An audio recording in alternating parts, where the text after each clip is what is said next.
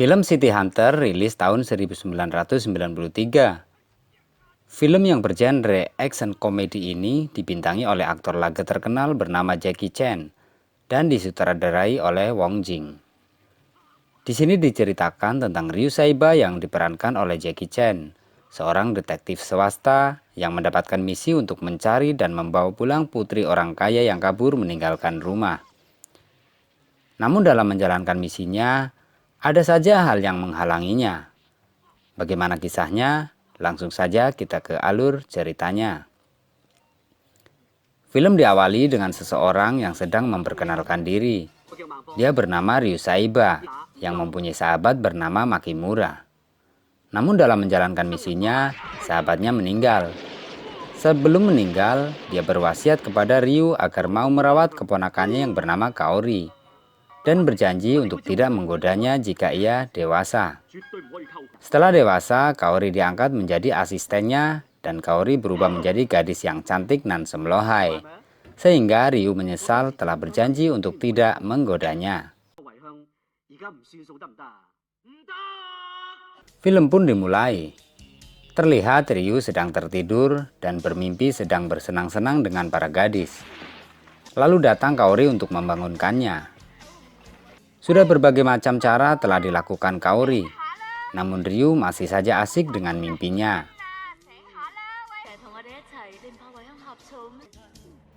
Akhirnya Kaori membawa Ryu secara paksa karena mereka telah ditunggu seseorang yang membutuhkan bantuannya. Tiba di lokasi, Ryu masih tertidur. Namun ketika mencium bau minyak jelantah wanita cantik yang ada di hadapannya, dia langsung terbangun dan menggodanya.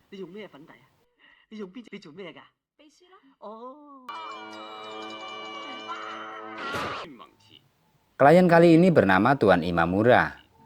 Dia meminta bantuan untuk mencari putrinya bernama Kyoko, yang telah kabur dari rumah karena tidak setuju ayahnya menikah lagi setelah ibunya meninggal. Dan informasi terakhir, Kyoko berada di Hong Kong. Akhirnya, berangkatlah Ryu Saiba dan Kaori ke Hong Kong. Di tengah perjalanan, Ryu dihubungi informannya. Dia mengatakan bahwa Kyoko berada di taman bermain. Setibanya di lokasi, banyak anak muda yang sedang bermain skateboard. Dan tiba-tiba ada seseorang yang melempar kaleng ke arahnya. Dan ternyata dia adalah Kyoko, orang yang dicarinya. Lalu Ryu Saiba mengajaknya untuk pulang ke rumah. Namun Kyoko menolaknya dan memilih kabur dari tempat itu. Akhirnya Ryu pun mengejarnya. Namun dihalangi oleh teman-teman Kyoko dan kejar-kejaran pun terjadi.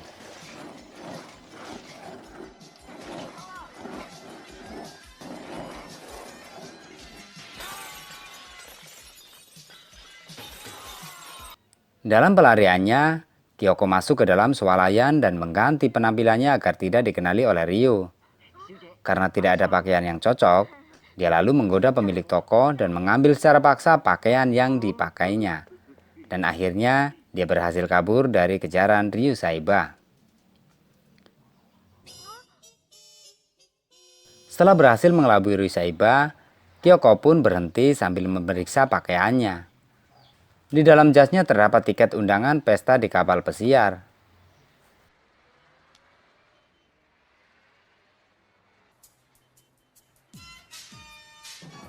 Karena Ryu kehilangan jejak, dia pun kembali ke rumah untuk mengisi perutnya.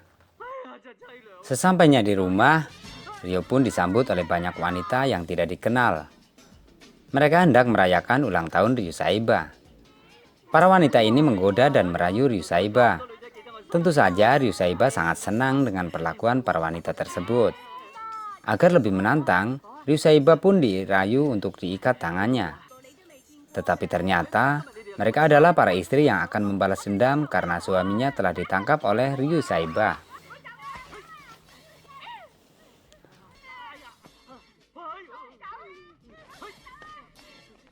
Lalu datanglah Kaori yang ingin memberi kejutan ulang tahun juga. Namun, dia salah paham. Dia sangat cemburu karena melihat Ryu sedang merayakan ulang tahun bersama para wanita tersebut. Dan Kyoko pun langsung meninggalkan Ryu dan memilih pergi ke pesta di kapal pesiar bersama saudaranya. Melihat Kyoko pergi, Ryu Saiba pun sangat marah kepada para wanita tersebut dan langsung mengobrak-abrik mereka dengan kejantanannya. Wow. Di kapal pesiar sudah banyak undangan yang datang, dan hanya yang memiliki undangan saja yang bisa masuk ke dalam kapal tersebut. Di sana Ryu melihat wanita Bahenol yang dikira memanggilnya.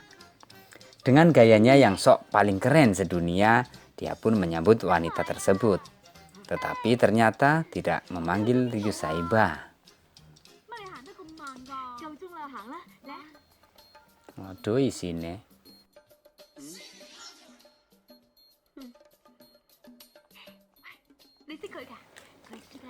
Para wanita tersebut sebenarnya adalah polisi yang sedang menyamar untuk menyelidiki kapal tersebut yang bocorannya akan dirompak oleh sindikat internasional. Ketika sampai di depan penjaga, Ryu tidak diperbolehkan masuk karena dia tidak memiliki tiket. Tidak kehilangan akal, Ryu Saiba pun mengeluarkan triknya, namun tetap saja tidak berhasil. Akhirnya ia masuk ke dalam karung dan berhasil masuk ke dalam kapal. Karena kelaparan, Ryu pun keluar dan mencari makanan.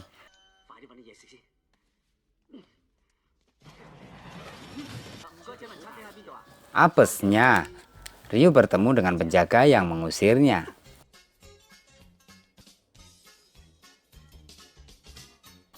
Ryu pun dikejar dan hendak ditangkapnya.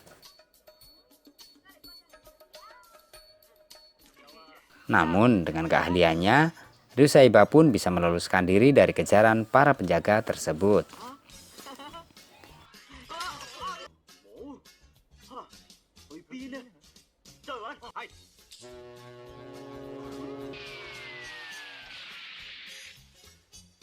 Setelah itu dia pergi ke area kolam renang sambil terus mencari makanan untuk mengisi perutnya yang keroncongan.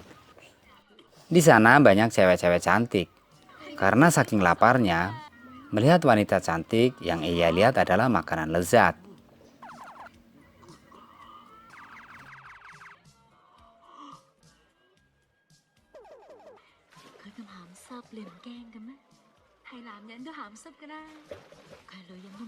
Di kolam renang itu, Ryu pun bertemu dengan Kaori dan saudaranya. Ketika mengobrol, tiba-tiba telinga Ryu tidak mendengar apa-apa. Dikira berbohong, Ryu Saiba pun didorong masuk ke dalam kolam renang dan ditinggalkan oleh Kaori.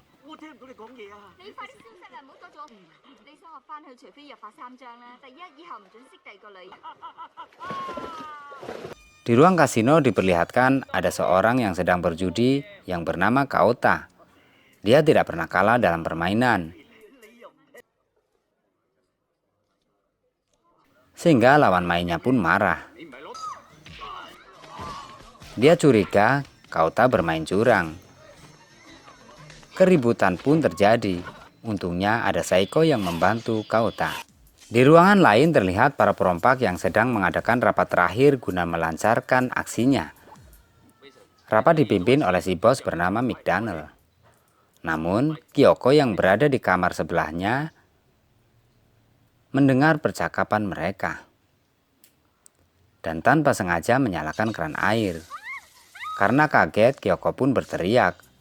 Mendengar teriakan dari ruang sebelah, si bos memerintahkan anak buahnya untuk mengeceknya dan menangkapnya. Mengetahui ada yang datang, Kyoko pun berusaha kabur dari tempat tersebut dengan menyiapkan jebakan. Jebakan yang dirancang begitu apik malah tidak berfungsi dengan baik. Namun untungnya, dia berhasil kabur dari sergapan perompak tersebut. Ketika hendak bersembunyi, dia bertemu dengan penjaga kapal dan melaporkan bahwa di kapal ada teroris. Mendengar hal itu, penjaga pun mengajaknya untuk menemui kapten kapal. Bukannya bertemu dengan kapten kapal, namun malah dibawa ke ruangan mesin dan hendak dibunuhnya. Karena ternyata penjaga kapal tersebut merupakan salah satu dari perompak tersebut. Di tempat itu ternyata ada Ryu yang sedang kelaparan. Melihat Kyoko akan ditembak, Ryusaiba pun datang dan menyelamatkannya. Namun tiba-tiba para perompak juga sudah berada di tempat tersebut.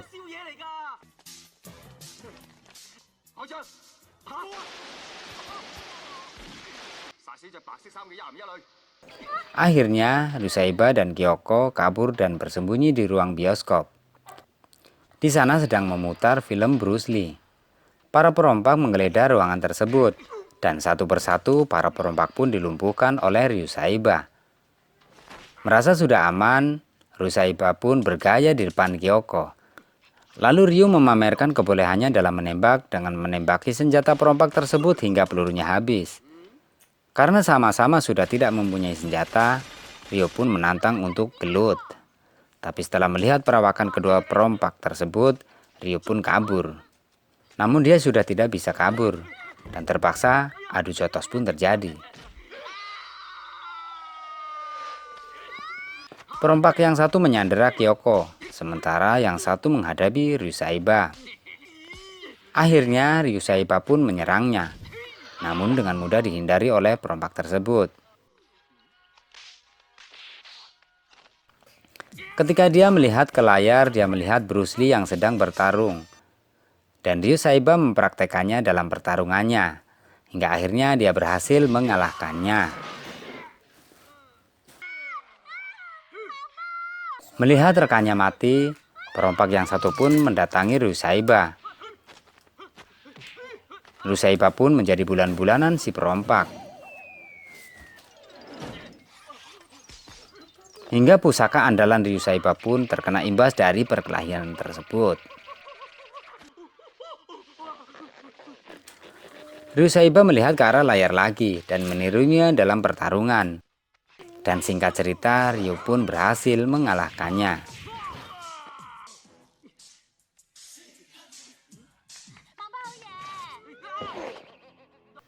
Setelah berhasil mengalahkan perompak tersebut, dia pun berniat mencari tahu dalang perompak tersebut. Dia pun berniat mencari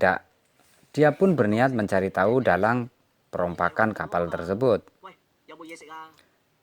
Sementara itu, kapal pesiar mewah tersebut sudah dikuasai oleh perompak. Saat acara pesta akan dimulai, kapten kapal pun langsung ditembak oleh perompak dan menyandera seluruh peserta yang ada di tempat itu. Kaori berusaha melawan, namun karena kalah jumlah dia pun ikut menjadi tawanan. Shin berpindah ke Ryu yang hendak mencari tahu siapa dalang perompakan di kapal itu. Dia menggunakan alat canggihnya. Lalu ia mulai memeriksa sidik jari yang ada di baju Kyoko, karena penjahat yang dikalahkan sebelumnya telah memegang Kyoko. Namun, sidik jari tersebut terhapus oleh sidik jari Ryusaiba. Pada saat memeriksa gagang pintu dengan alatnya, dia menemukan satu nama pembunuh bayaran bernama Chen Tawen, yang merupakan buronan Amerika. Kemudian dia memeriksa sekali lagi, tetapi yang diperiksa adalah tangan anggota perompak tersebut.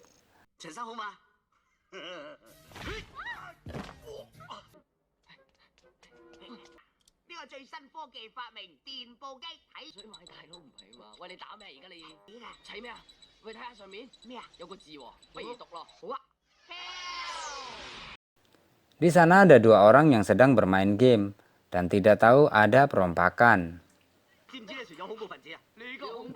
Ryu pun bertanya jalan pintas menuju kasino dan menyuruh mereka agar mengirim sinyal bantuan. Kemudian, Ryusaiba pun bergegas menuju ruang kasino. Di ruang kasino, para sandera dikumpulkan dan merampas seluruh harta mereka.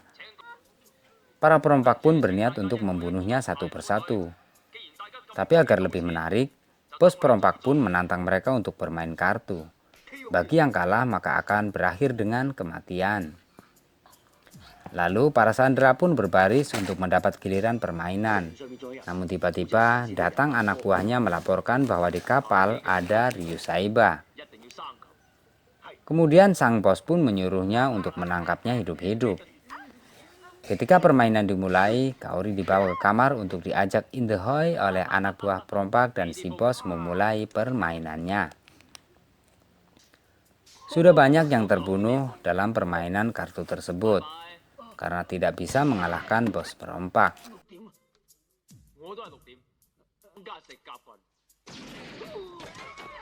Namun ketika melawan Kauta, bos perompak tidak sekalipun memenangkan pertandingan. Dan sekarang adalah putaran yang ke-30. Sementara Ryu sudah berada di ruang kasino, tetapi sialnya dia terekam oleh kamera CCTV dan langsung dikejar oleh anak buah perompak. Ketika melihat situasi tersebut, Kauta pun langsung menyerang para perompak menggunakan kartu-kartunya. Dan Saiko pun membantunya.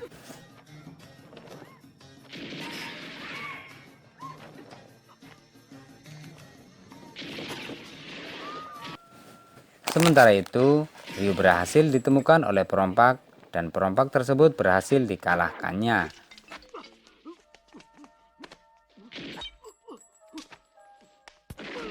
Kemudian Ryu diberitahu bahwa Kaori dibawa pergi oleh salah seorang perompak ke kamar. Ryu pun berniat menyelamatkannya. Di kamar, Kaori berusaha melawan perompak tersebut. Namun, perompak ini cukup kuat. Dia tidak bisa melawannya.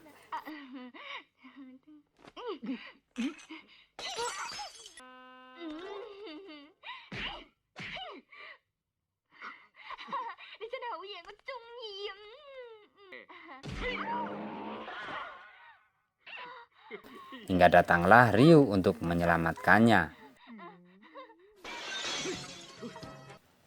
Namun Kaori memanas-manasi Ryu agar dia cemburu dan pertarungan pun terjadi.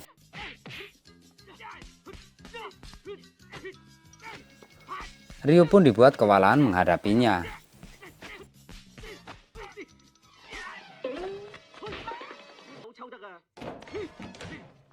Di tengah pertarungan muncul bos perompak dan pasukannya, lalu Ryu Saiba pun ditangkap. Sementara Kaori berhasil kabur dari tempat itu dan berkumpul kembali bersama teman-temannya. Di sana mereka berembuk untuk menyelamatkan Ryu Saiba. Namun sebelumnya mereka akan mengambil senjata di kamar Saiko. Jalan menuju kamar Saiko dijaga oleh perompak, sehingga mau tidak mau mereka harus bisa menyingkirkannya. Lalu teman Saiko mempunyai ide untuk merayu perompak tersebut karena merasa memiliki gulungan yang besar di dadanya. Sementara saudaranya Kyoko yang bernama Rocky akan menyergapnya dari belakang. Namun kenyataannya teman Saiko malah dihajar habis-habisan oleh perompak tersebut. Dan malah Rocky yang berhasil menarik perhatiannya.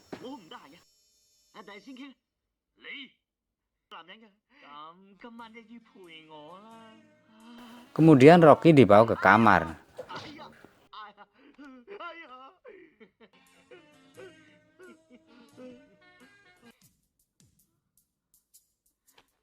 Ketika akan dieksekusi, teman-temannya pun datang dan menghajar perompak tersebut hingga babak belur.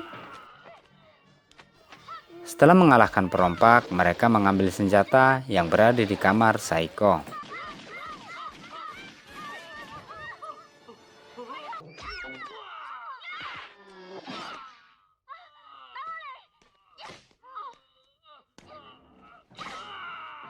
Sementara itu, Ryu Saiba pun akan dieksekusi. Ketika akan dieksekusi, Ryu Saiba pun mengajukan satu permintaan terakhir. Dia meminta semangkok mie, namun langsung ditolak oleh perompak. Lalu datanglah Keiko untuk menyelamatkannya dan menyerahkan nomor telepon untuk mengkonfirmasinya.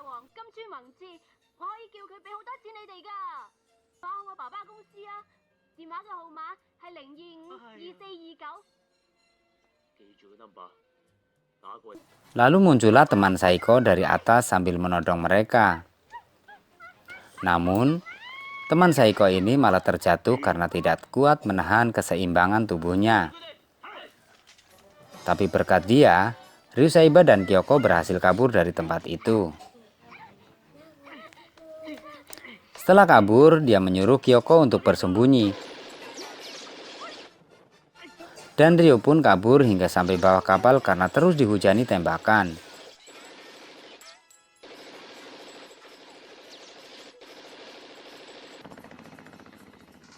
Dalam situasi ini, tiba-tiba datanglah pasukan khusus untuk membantu mereka.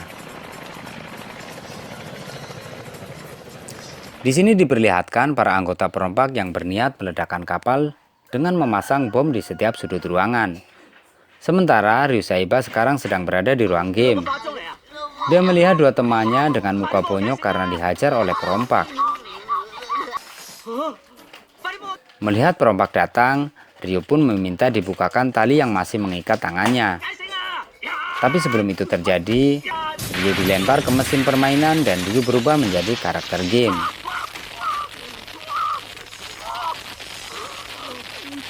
Tidak hanya Ryusaiba yang berubah menjadi karakter game, musuhnya pun berubah menjadi karakter game, dan pertarungan pun tidak bisa dihindarkan.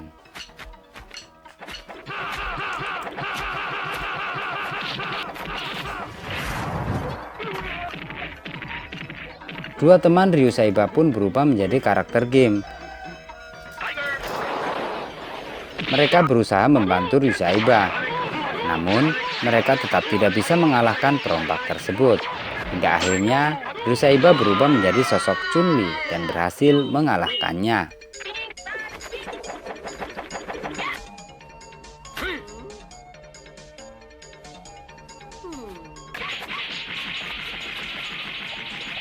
Setelah berhasil mengalahkannya, Ryusaiba pergi ke ruang kasino. Sebenarnya pasukan khusus sudah sampai ke ruang kasino tersebut. Namun, mereka disambut oleh ledakan bom yang diledakkan oleh bos perompak dan banyak pasukan yang meninggal.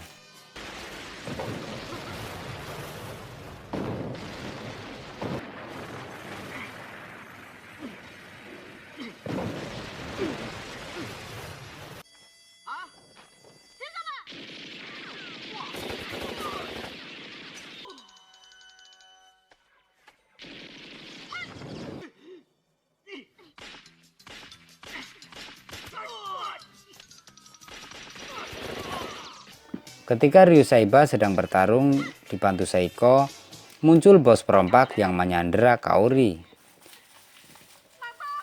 Dan Kaori malah cemburu karena melihat Ryusaiba sedang menggendong Saiko.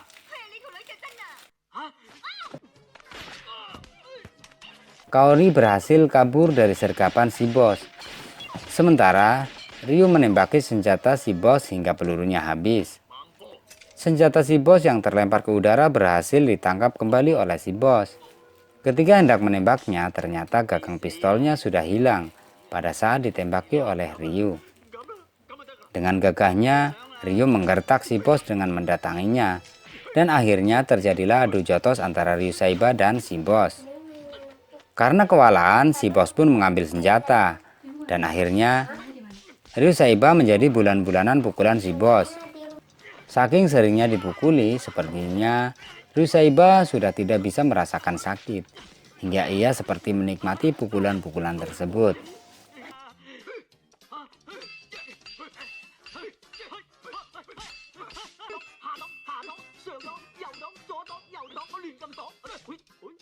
Ketika mendapatkan senjata, Ryusaiba berhasil menghindari amukan tongkat sakti bos perompak. Namun tiba-tiba, senjata si bos berubah menjadi lentur dan tidak bisa ditahan oleh Ryusaiba. Dan lagi-lagi, Ryusaiba menjadi bulan-bulanan pukulan si bos.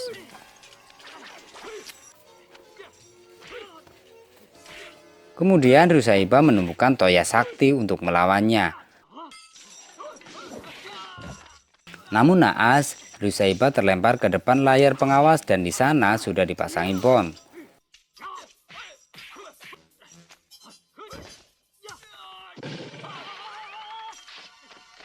Ketika si bos hendak meledakkannya, Ryusaiba melompat dan giliran si bos yang berada di depan layar pengawas. Dan tanpa diduga, si bos menginjak remote bom lalu duar. Bos perompak pun tewas di tempat.